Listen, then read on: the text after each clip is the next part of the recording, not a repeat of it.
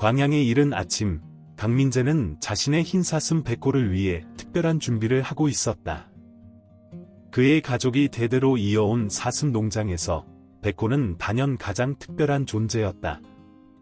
순백의 털과 깊이 있는 눈빛을 가진 이 우아한 사슴은 전국의 전시회에서 이미 전설이 되어 있었다. 오늘은 특별한 날이야, 백호야. 민재가 사슴의 목을 부드럽게 쓰다듬으며 속삭였다. 광양 농업문화축제는 그의 가족에게 매우 중요한 의미를 지녔다. 이번 축제에서의 성공은 강 가문의 이름을 전국적으로, 어쩌면 국제적으로 알릴 수 있는 기회였다. 축제 전날 밤, 민재는 백호에게 장식품을 달아주고 있었다. 달빛이 농장을 은은하게 비추는 가운데 그는 농장 입구의 오래된 나무문 옆에 서 있는 한 젊은 여인을 발견했다. 긴 검은 머리카락과 신비로운 눈빛을 가진 그녀는 백호를 뚫어지게 바라보고 있었다. 특히 그녀의 호박색 눈동자는 달빛 아래서 이상하게 빛났다. 그녀는 아무 말도 하지 않았지만 평소 침착한 백호가 불안해하는 모습을 민재는 놓치지 않았다. 하지만 그는 이를 중요한 행사를 앞둔 긴장감 때문이라고 여겼다. 다음 날, 광양의 푸른 언덕 위로 햇살이 비치는 가운데 축제장은 전국에서 모인 관람객들로 붐볐다. 모두가 가장 인상적인 동물들의 공연을 보기 위해 기다리고 있었다. 백호가 메인 아레나에 입장할 차례가 되자 민재는 자부심을 가지고 사슴을 이끌었다. 관중들의 감탄사가 곧바로 터져나왔고 모두가 백호의 위험 있는 모습에 매료되었다. 하지만 아레나 중앙에 다가갈 때쯤 민재는 전날 밤에 그 신비로운 여인을 다시 발견했다. 그녀는 경계를 표시하는 울타리 옆에 서서 움직이지 않은 채 백호만을 응시하고 있었다. 갑자기 백호가 멈춰 섰다. 귀를 쫑긋 세우고 그 여인을 향해 고개를 돌렸다. 민재가 반응하기도 전에 백호는 안전 울타리를 뛰어넘어 여인에게로 향했다. 관중들의 놀란 반응과 달리 그녀는 전혀 동요하지 않았다. 오히려 그녀는 이상할 정도로 평온한 모습으로 손을 뻗었고 백호는 마치 오래된 의식을 수행하듯 그녀 앞에 멈춰 섰다. 민재는 그 광경을 이해할 수 없었다. 그가 무언가 조치를 취하려 했을 때 그녀는 백호에게 뭔가를 속삭였고 순식간에 그들은 근처 숲으로 사라져버렸다. 관중들이 충격에 빠져 있는 동안 민재의 마음속에는 수많은 의문이 일었다. 그는 이 신비로운 여인이 누구이며 왜 백호가 그녀에게 그토록 강한 끌림을 보였는지 알아내야만 했다. 이것은 단순한 사고가 아닌 뭔가 더 깊은 의미가 있는 사건임을 직감했다. 그날 밤 민재는 농장의 문서들을 뒤지기 시작했다. 그의 할아버지가 남긴 오래된 일기장에서 그는 백호와 관련된 흥미로운 이야기를 발견했다. 수십 년 전, 이 지역에는 특별한 힘을 가진 흰사슴을 키우는 한 가문이 있었다는 기록이었다. 그리고 그 가문의 이름은 서씨였다. 다음 며칠 동안 민재는 서씨 가문에 대한 정보를 찾아 헤맸다. 마을 노인들의 이야기를 통해 그는 소백산 깊숙한 곳에 위치한 작은 마을에 대해 알게 되었다. 그곳에서 그는 마침내 그 신비로운 여인의 정체를 알아냈다. 서지원이라는 이름의 그녀는 대대로 흰사슴을 키워온 가문의 마지막 후손이었다. 서씨 가문은 특별했지. 마을의 한 노파가 차를 마시며 이야기했다. 그들이 키우는 사슴들은 단순한 동물이 아니었어. 그들은 이 땅의 수호신과 교감할 수 있는 영적인 존재들이었지. 민재는 조선 시대까지 거슬러 올라가는 문서들을 발견했다. 그 기록들은 서씨 가문이 흰사슴들과 맺은 신비로운 유대관계를 설명하고 있었다. 특히 그의 눈길을 끈 것은 지원의 어머니인 서혜진에 대한 이야기였다. 혜진은 특별한 영적 능력을 지닌 사슴들을 키웠다고 했다. 그 중에서도 가장 특별했던 것은 순백색의 사슴이었는데 이상하게도 수십 년 전 갑자기 사라졌다는 것이다. 그 시기는 서가의 목장이 경제적 어려움으로 문을 닫을 때와 일치했다. 민재는 자신의 백호가 그 사라진 사슴과 관련이 있을 거라는 직감이 들었다. 그는 지원을 찾아가 진실을 확인하기로 결심했다. 소백산 깊숙한 곳에 있는 그녀의 집을 찾아가는 길은 쉽지 않았다. 오래된 산길을 따라 올라가면서 그는 이상한 느낌을 받았다. 마치 누군가가 자신을 지켜보는 것 같다. 마침내 지원의 집에 도착했을 때 그녀는 마치 민재를 기다리고 있었다는 듯이 문 앞에 서 있었다. 언젠가는 찾아올 거라고 생각했어요. 그녀가 말했다. 백호는 우리 가문으로 돌아와야만 했으니까요. 지원은 민재를 오래된 차실로 안내했다. 그곳의 벽에는 흰 사슴들의 그림들이 걸려 있었다. 우리 어머니는 항상 특별한 흰 사슴 이야기를 들려주셨어요. 그 사슴은 이 땅을 보호하고 번영시키는 힘이 있다고 했죠. 하지만 어느 날 그 사슴이 사라졌어요. 어머니는 그것이 단순한 실종이 아니라고 하셨죠. 누군가가 의도적으로 데려갔다고. 지원의 목소리에는 오래된 상처가 묻어났다. 민재는 자신의 할아버지가 백호를 데려온 이야기를 떠올렸다. 할아버지는 그저 시장에서 새끼 사슴을 샀다고 했지만 이제 그 이야기에 의문이 들기 시작했다. 백호를 처음 봤을 때 저는 확신했어요. 지원이 말을 이었다. 그는 우리 가문의 영적인 수호자예요. 그의 귀환은 무언가 큰 의미가 있을 거예요. 갑자기 멀리서 백호의 울음소리가 들려왔다. 지원과 민재는 서로를 바라보았다. 그들은 이제 더 큰 미스터리의 시작점에 서 있다는 것을 알았다. 하지만 그들은 아직 모르고 있었다. 어둠 속에서 그들을 지켜보는 또 다른 시선이 있다는 것을. 민재는 백호가 있던 헛간을 샅샅이 조사하기 시작했다. 지원의 이야기는 그의 마음속에 깊은 울림을 남겼고 더 많은 진실을 찾아야 한다는 직감이 들었다. 건초더미를 뒤지던 중 그의 손에 차가운 금속 물체가 걸렸다. 오래된 메달리온이었다. 녹슬고 흙이 묻어 있었지만 그 위에 새겨진 정교한 문양들은 여전히 선명했다. 고대 한국의 무속신앙과 관련된 듯한 상징들이 빼곡히 새겨져 있었다. 이건. 지원이 메달리온을 받아들며 숨을 들이켰다. 우리 가문의 전에 내려오는 전설에 나오는 바로 그 물건이에요. 그녀의 손가락이 메달리온의 표면을 따라 천천히 움직였다. 이 상징들은 신성한 장소를 가리키는 표식이에요. 우리 선조들이 남긴 비밀의 열쇠라고 해요. 그들이 메달리온을 자세히 살펴보던 중 지원은 작은 홈을 발견했다. 조심스럽게 그곳을 눌러보자 딸각 소리와 함께 비밀 칸이 열렸다. 그 안에는 오래된 양피지 조각이 접혀 있었다. 이건 좌표예요. 지원이 흥분된 목소리로 말했다. 소백산의 한 지점을 가리키고 있어요. 그곳에는 오래된 사원이 있다고 들었어요. 우리 가문의 비밀이 그곳에 숨겨져 있을지도 모르겠어요. 그날 밤, 두 사람은 다음 날의 여정을 준비하며 이야기를 나눴다. 우리 어머니는 항상 말씀하셨어요. 흰 사슴들은 단순한 동물이 아니라 이 땅의 평화와 번영을 지키는 수호자라고요. 그들에게는 자연의 기운을 다스리는 힘이 있다고 해요. 민재는 자신의 할아버지가 남긴 일기를 꺼내 들었다. 제 할아버지도 비슷한 이야기를 쓰셨더군요. 백호를 처음 만났을 때 그가 평범한 사슴이 아니라는 걸 직감하셨대요. 하지만 그 이상의 자세한 내용은 적혀 있지 않았어요. 밤이 깊어갈수록 숲속에서는 이상한 소리들이 들려왔다. 바람 소리 같기도 하고 누군가의 발자국 소리 같기도 했다.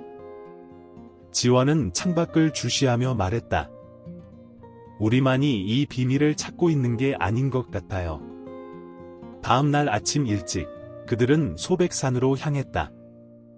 오래된 지도와 메달리온의 좌표를 따라가면서 두 사람은 점점 더 깊은 산속으로 들어갔다. 가끔씩 멀리서 백호의 울음소리가 들려왔고 그때마다 지원의 눈빛이 반짝였다. 하지만 그들은 혼자가 아니었다. 검은 옷을 입은 남자가 그들을 조용히 따라오고 있었다. 그는 마치 그림자처럼 움직였고 때때로 나뭇가지가 부러지는 소리만이 그의 존재를 알렸다. 갑자기 지원이 걸음을 멈추었다. 저기에요. 그녀가 손가락으로 가리킨 곳에는 이끼와 덩굴로 뒤덮인 거대한 석조 건물이 있었다. 그 벽면에는 흰 사슴과 관련된 고대의 문양들이 새겨져 있었다. 드디어 찾았네요. 민재가 말했다. 하지만 그의 목소리에는 안도감보다는 긴장감이 묻어났다. 그들이 발견한 것은 단순한 유적이 아닐 것이라는 예감이 들었기 때문이다. 그리고 그 예감은 곧 현실이 되려 하고 있었다. 민재는 백호가 있던 헛간을 샅샅이 조사하기 시작했다. 지원의 이야기는 그의 마음속에 깊은 울림을 남겼고 더 많은 진실을 찾아야 한다는 직감이 들었다. 건초더미를 뒤지던 중 그의 손에 차가운 금속 물체가 걸렸다. 오래된 메달리온이었다. 녹슬고 흙이 묻어 있었지만 그 위에 새겨진 정교한 문양들은 여전히 선명했다. 고대 한국의 무속신앙과 관련된 듯한 상징들이 빼곡히 새겨져 있었다. 이건. 지원이 메달리온을 받아들며 숨을 들이켰다. 우리 가문에 전해 내려오는 전설에 나오는 바로 그 물건이에요. 그녀의 손가락이 메달리온의 표면을 따라 천천히 움직였다. 이 상징들은 신성한 장소를 가리키는 표식이에요. 우리 선조들이 남긴 비밀의 열쇠라고 해요. 그들이 메달리온을 자세히 살펴보던 중 지원은 작은 홈을 발견했다. 조심스럽게 그곳을 눌러보자 딸각 소리와 함께 비밀 칸이 열렸다. 그 안에는 오래된 양피지 조각이 접혀 있었다. 이건 좌표예요. 지원이 흥분된 목소리로 말했다. 소백산의 한 지점을 가리키고 있어요. 그곳에는 오래된 사원이 있다고 들었어요. 우리 가문의 비밀이 그곳에 숨겨져 있을지도 모르겠어요. 그날 밤, 두 사람은 다음날의 여정을 준비하며 이야기를 나눴다. 우리 어머니는 항상 말씀하셨어요. 흰 사슴들은 단순한 동물이 아니라 이 땅의 평화와 번영을 지키는 수호자라고요. 그들에게는 자연의 기운을 다스리는 힘이 있다고 해요. 민재는 자신의 할아버지가 남긴 일기를 꺼내 들었다. 제 할아버지도 비슷한 이야기를 쓰셨더군요. 백호를 처음 만났을 때 그가 평범한 사슴이 아니라는 걸 직감하셨대요. 하지만 그 이상의 자세한 내용은 적혀 있지 않았어요. 밤이 깊어갈수록 숲속에서는 이상한 소리들이 들려왔다. 바람 소리 같기도 하고 누군가의 발자국 소리 같기도 했다.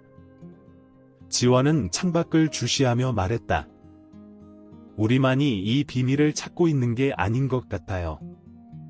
다음날 아침 일찍 그들은 소백산으로 향했다. 오래된 지도와 메달리온의 좌표를 따라가면서 두 사람은 점점 더 깊은 산속으로 들어갔다. 가끔씩 멀리서 백호의 울음소리가 들려왔고 그때마다 지원의 눈빛이 반짝였다. 하지만 그들은 혼자가 아니었다. 검은 옷을 입은 남자가 그들을 조용히 따라오고 있었다. 그는 마치 그림자처럼 움직였고 때때로 나뭇가지가 부러지는 소리만이 그의 존재를 알렸다. 갑자기 지원이 걸음을 멈추었다. 저기에요. 그녀가 손가락으로 가리킨 곳에는 이끼와 덩굴로 뒤덮인 거대한 석조 건물이 있었다. 그 벽면에는 흰 사슴과 관련된 고대의 문양들이 새겨져 있었다. 드디어 찾았네요. 민재가 말했다. 하지만 그의 목소리에는 안도감보다는 긴장감이 묻어났다. 그들이 발견한 것은 단순한 유적이 아닐 것이라는 예감이 들었기 때문이다. 그리고 그 예감은 곧 현실이 되려 하고 있었다.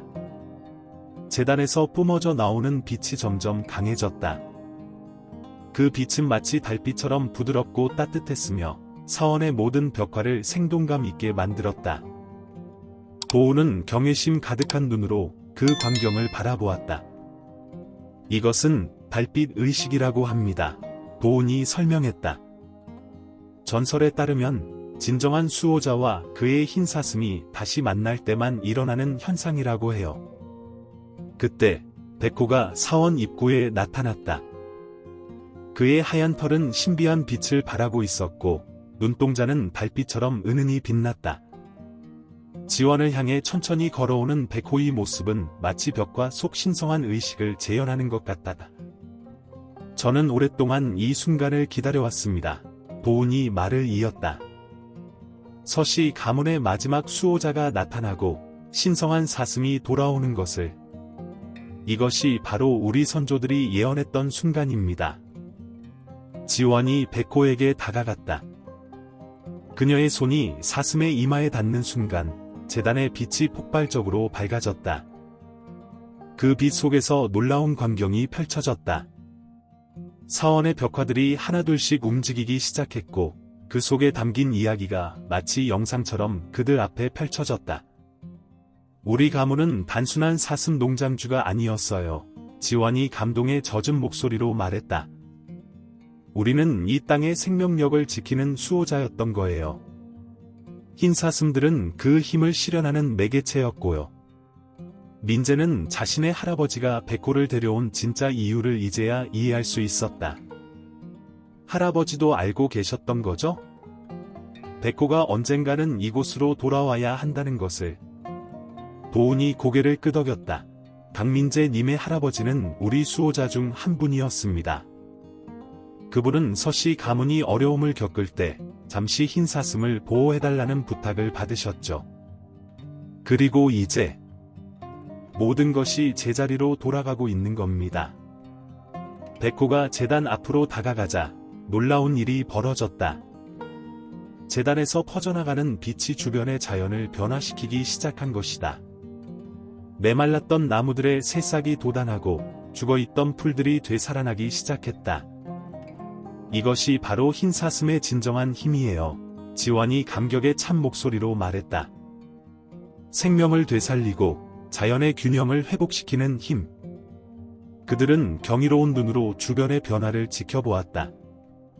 소백산의 오래된 사원에서 시작된 생명의 기운이 점점 퍼져나가고 있었다.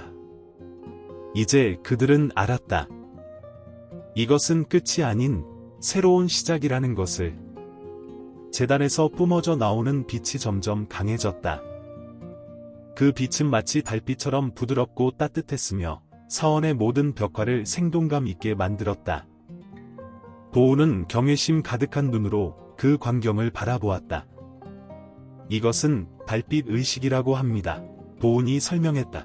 전설에 따르면 진정한 수호자와 그의 흰 사슴이 다시 만날 때만 일어나는 현상이라고 해요. 그때 백호가 사원 입구에 나타났다. 그의 하얀 털은 신비한 빛을 발하고 있었고 눈동자는 달빛처럼 은은히 빛났다. 지원을 향해 천천히 걸어오는 백호의 모습은 마치 벽과 속 신성한 의식을 재현하는 것 같다. 저는 오랫동안 이 순간을 기다려왔습니다. 도훈이 말을 이었다. 서씨 가문의 마지막 수호자가 나타나고 신성한 사슴이 돌아오는 것을. 이것이 바로 우리 선조들이 예언했던 순간입니다.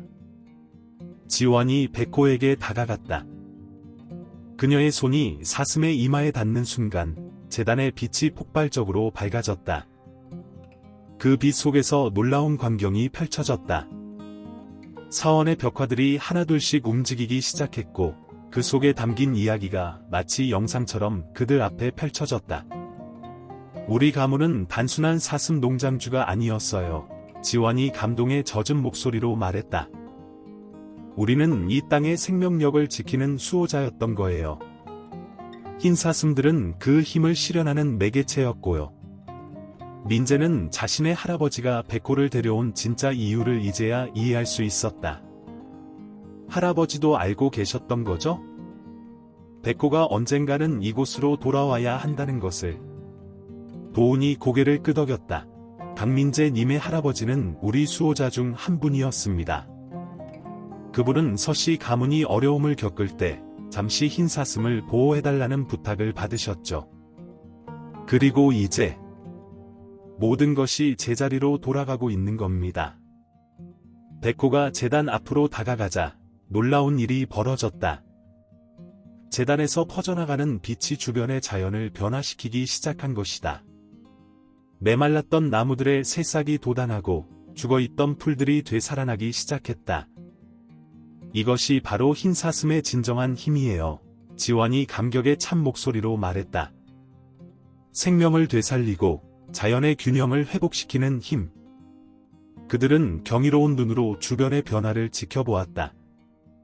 소백산의 오래된 사원에서 시작된 생명의 기운이 점점 퍼져나가고 있었다. 이제 그들은 알았다. 이것은 끝이 아닌 새로운 시작이라는 것을.